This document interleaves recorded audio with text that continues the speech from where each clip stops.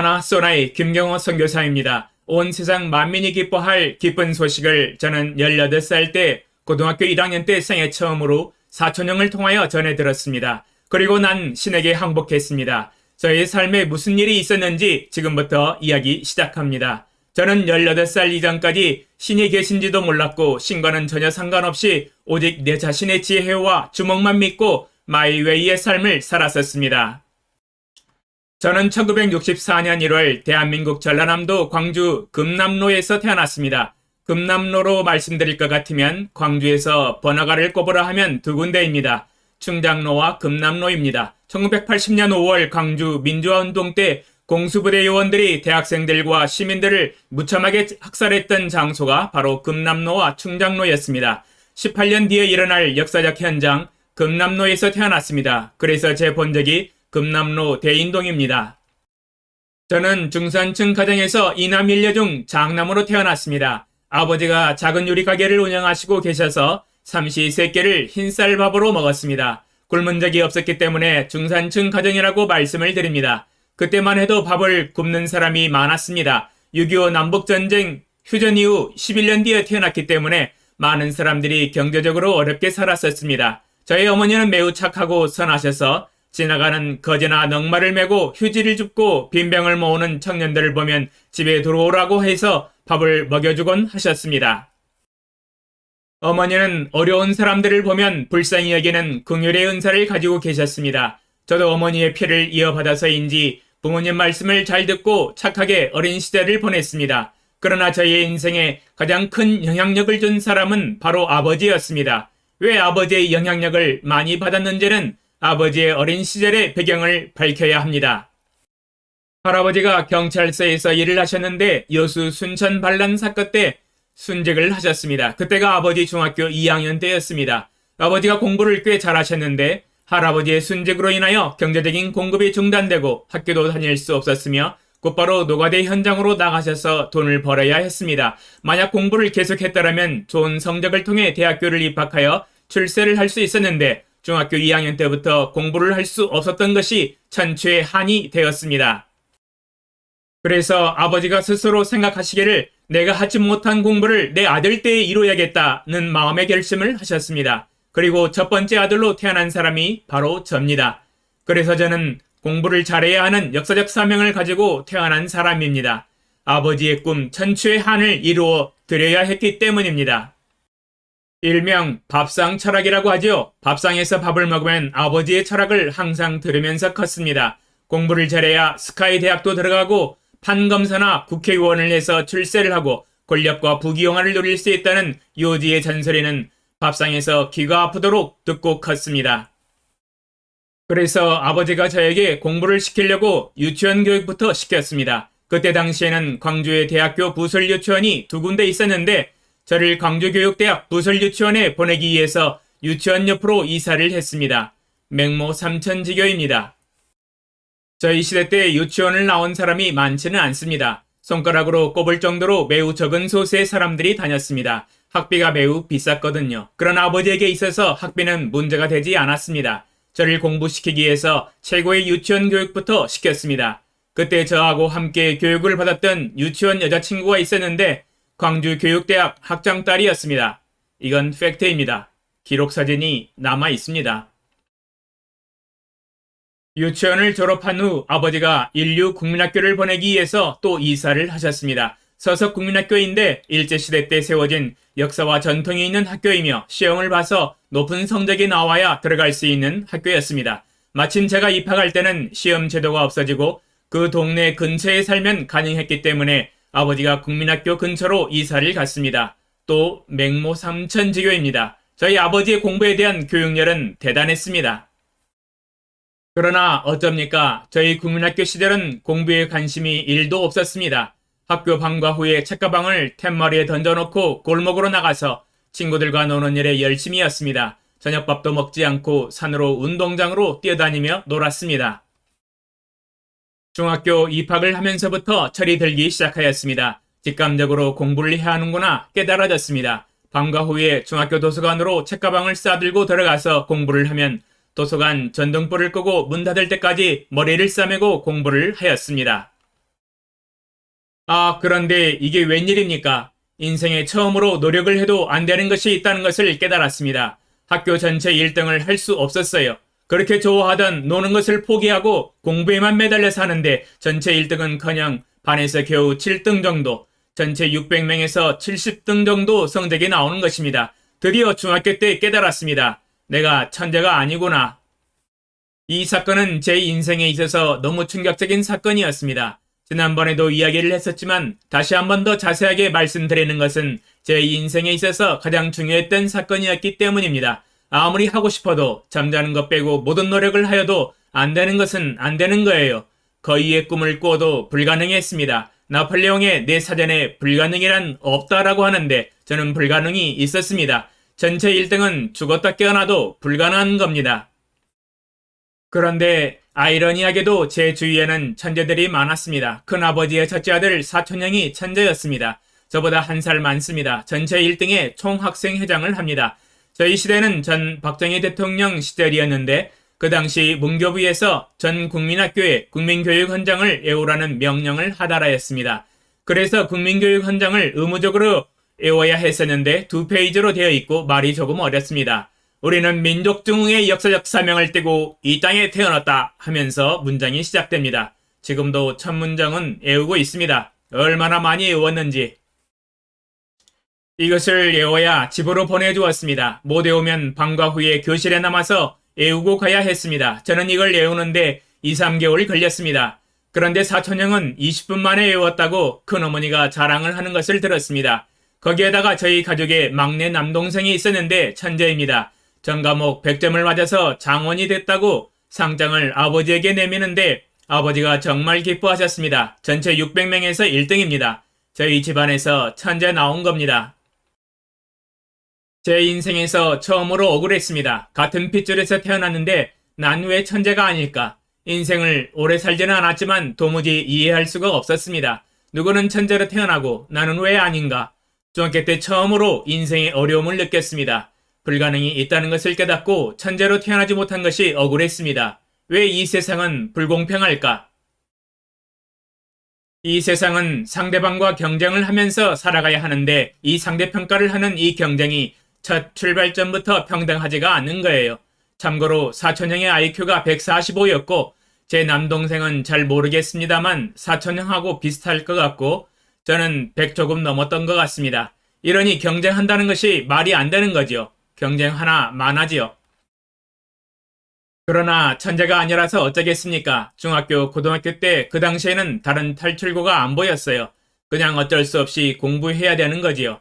성적이 나오지 않기 때문에 신나지도 않고 재미도 없고 인생 사는 것이 매우 힘들고 고달팠습니다.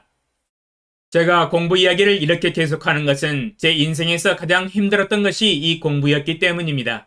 아버지는 밥상에서 전체 1등을 꼭 해야 한다고 주장하는데 저는 아무리 노력해도 불가능했기 때문에 아버지의 꿈을 이루어 드릴 수도 없었고 저의 소원도 이룰 수 없었기 때문에 인생에서 처음으로 어려운 고난과 막다른 장벽에 부딪혀서 힘들어 했습니다. 인생이 별 의미가 없었어요. 사는 것이 사는 것 같지가 않았습니다. 저희 사춘기 시절은 행복하지가 않았고 우울했습니다. 세월이 흘러서 제 나이 18살 고등학교 1학년 때 천재 사촌형이 시골에서 공부를 하다가 광주로 전학을 오게 되어서 저희 집에서 함께 살게 되었습니다. 사촌형은 고등학교 3학년이었고 저하고 함께 제 공부방에서 생활했습니다. 그런데 사촌형의 삶이 조금 이상했습니다. 일요일에 교회를 다니면서 하나님을 믿는 거예요. 거기에다가 저의 삶과 완전히 딴판이었습니다. 아침에 일어나자마자 성경책을 펴서 읽고 기도를 하고 공부를 시작하는 겁니다. 제가 마음속으로 비웃었습니다. 지금 고3인데 그 아까운 1시간을 낭비하여 성경책을 읽고 기도를 하나. 그 1시간을 아껴서 공부를 하면 천재라서 우리나라 전체 수석도 가능할 텐데. 하루는 사촌형이 저에게 전도를 하였습니다. 함께 교회를 가자. 하나님을 믿어라. 고면하였습니다. 그러나 저는 하나님을 거부하였습니다. 이유는 하나님이 안 보이는데 어떻게 믿을 수 있냐? 그리고 하나님이 만약 살아계시다면 왜 인간을 불평등하게 창조하셨는가? 누구는 천재로, 누구는 보통으로, 누구는 장애인으로, 누구는 부자로 태어나고 누구는 가난하게 태어나고 이 세상이 불평등하고 불공평하다고 불만을 표현했습니다. 그리고는 일요일에 사촌형 혼자 성경책을 가지고 교회를 갔습니다. 또 마음속으로 비웃었습니다. 이 중요한 고3 시기에 교회 가면서 시간을 낭비하나 그 시간에 공부를 하지. 이 일이 있은 지 한 달이 지났습니다. 하루는 제가 목에 편도선이 심하게 아팠습니다. 그러나 편도선이 붓기 시작한 후부터 병원에 가서 약을 먹고 주사를 맞았는데도 편도선이 부어오르기 시작했습니다. 편도선이 3 내지 4cm 정도로 길게 부어올랐습니다. 목이 퉁퉁 완전히 부어버렸습니다. 드디어 물을 삼키기도 매우 힘겨워졌으며 밥을 먹는 것이 불가능해졌습니다. 3일간 밥을 못 먹었습니다. 제 인생의 삼시세끼는 생명이요. 인생의 유일한 낙이었는데 처음으로 밥을 3일간 못 먹었습니다. 음식을 목구멍을 통해서 넘기지를 못했습니다. 침도 삼키기 힘들었기 때문입니다. 거기에다가 잠을 자기도 힘들었습니다. 침이 넘어가지 않기 때문에 쓰레기통을 옆에다 두고 침을 뱉어냈습니다. 누워서 잠을 잘 수가 없었기 때문에 앉아서 이불을 둘러쓰고 잠을 잤습니다. 거기에다가 호흡도 힘들었습니다. 편도선이 자꾸 자극이 되니까 구토 증상이 일어나고 숨을 쉬는 것도 헐떡거렸습니다. 제가 공부는 학교 전체 600명에서 1등을 한 번도 못했어도 팔씨름으로는 600명에서 1등이었습니다. 힘이 매우 셌습니다. 또한 매우 건강하고 튼튼했습니다. 아버지의 유전자를 이어받았습니다. 아버지가 젊었을 때 옛날 볏짚으로 엮은 쌀 한 가마를 번쩍 들었습니다. 쉽지 않은 무게입니다. 한 가마 무게가 80kg입니다. 부피가 커서 쉽지가 않습니다. 저도 아버지 따라서 쌀 한 가마를 들어 올릴 수 있었습니다. 유전인가 봅니다. 고등학교 때 팔씨름으로 반에서 1등을 하였는데 옆반 덩치 큰 학생이 저에 대한 소문을 듣고 도전을 하러 왔습니다. 나하고 팔씨름 한 판 붙자 하는 거예요. 그래서 팔씨름을 했는데 1초 만에 눕혀주었습니다. 너무 허무하게 이겼더니 상대방이 하는 말이 이거 이상하다. 다시 한 번 더 해보자 하는 거예요. 그래서 한 번 또 쉽게 이겨주었더니 깨갱 하고 고개를 갸우뚱하면서 돌아갔습니다. 팔씨름 전체 1등을 드디어 거머쥐었습니다. 공부로는 안 되었어도 힘으로는 1등이었습니다. 제가 말하고자 하는 포인트는 매우 건강하게 살았으며 힘이 좋았다는 이야기입니다. 이렇게 건강하게 살았던 저에게 병은 저를 매우 힘들게 하였습니다. 처음 겪어본 고난이었습니다. 거기에다가 저는 태어나서 먹는 것을 매우 좋아했고 많이 먹었습니다. 대식까지요. 옛날에 나무개짝 사과 한 상자는 사과가 크고 개수가 5, 60개 정도로 많았습니다. 그것을 제가 하루 만에 다 먹었습니다. 남동생과 여동생도 조금 거들었지만 모두 어려서 많이 못 먹었습니다. 거의 제가 다 먹었습니다. 부모님이 사과를 찾으시면 이미 제가 다 먹은 뒤였어요. 요즘 같은 유튜브 시대였으면 먹방으로 이미 이름을 날렸을 것 같습니다. 그래서 잘 먹고 잘 놀고 잘 잤기 때문에 매우 건강했습니다. 지금 제가 방금 말씀드린 숨 쉬는 것, 먹는 것, 물 마시는 것, 잠자는 것은 우리 인간이 기본적으로 날마다 힘들이지 않고 누리고 있는 것들이라서 평상시에는 주의할 수 없는 것들이지요. 그러나 3일간 숨을 쉬기도 힘들고 물도 삼키기 힘겼고 밥을 먹지를 못하고 잠을 편하게 누워서 자지를 못하는 상황에 부딪히자 제가 가장 중요시 여겼던 공부를 할 수가 없었습니다. 책을 손에 잡을 수가 없었습니다. 공부가 중요한 것이 아니었지요. 책상에 앉을 수가 없었습니다. 공부보다는 죽느냐 사느냐 이것이 문제로다 하면서 방바닥에 누워서 신음을 하였습니다. 그때 체중이 67kg에서 5kg이 감량되었습니다. 얼굴이 홀쭉해졌습니다. 인생에서 처음으로 겪어본 병이었습니다. 3일째 되던 날 밤 2시에 혼자 신음을 하고 있었는데 사촌형도 자고 부모님도 자고 나 혼자 잠을 못 자는 거예요. 너무 외롭더라고요. 모두 다 잠을 잘 자는데 나만 이렇게 외롭게 고생하고 고통 가운데 있구나. 너무 힘들었습니다. 그래서 주무시던 어머니를 문을 두드려서 깨웠습니다. 엄마, 나 너무 힘들어요. 이렇게 살 바에는 죽는 게 낫겠어요. 엄마가 저를 붙들고 말렸습니다. 죽기는 왜 죽어? 조금만 더 참아봐라. 그래도 엄마하고 이야기를 했더니 감정이 조금 진정이 되었습니다. 병원을 날마다 가고 주사를 맞고 약을 먹었지만 소용이 없었습니다. 날마다 점점 악화되어 가서 목이 퉁퉁 더 부었습니다. 더 이상 저의 힘으로 이 병을 이겨낼 수는 없었습니다. 처음 겪어본 사건이었습니다. 4일째 되던 날 제가 신음과 고통 가운데서 끙끙 앓고 있었는데 사촌형이 저의 모습을 보더니 기회는 이때다 싶었나 봅니다. 옆에서 간절히 기도를 하더니 저에게 예수님의 복음을 자세히 이야기를 해주었습니다. 생애 처음으로 들어본 이야기였습니다. 죄를 인정하고 회개하고 예수님을 믿고 마음에 영접하라는 것이었습니다.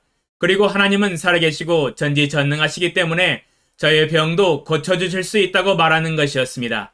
병을 고쳐주실 수 있다고 하는 말에 귀가 번쩍 뛰었습니다. 그래서 예수님을 믿고 영접하라는 권유에 거부하지를 않았습니다. 한 달 전만 해도 안 믿겠다고 펄쩍펄쩍 뛰었었는데 병으로 인하여 강팍했던 마음이 누그러졌습니다. 그리고 전지전능하신 하나님께 두 손 들고 항복을 하였습니다. 하나님께 투항하였습니다. 사촌형과 함께 자리에서 무릎을 꿇고 예수님께 기도를 하였습니다.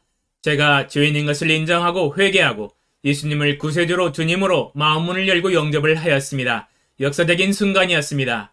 저의 맨정신으로는 불가능한 사건이었습니다. 그러나 3일간 병으로 인하여 모든 것이 나약해지면서 하나님을 의지하고 두 손 들고 투항하고 항복하였습니다.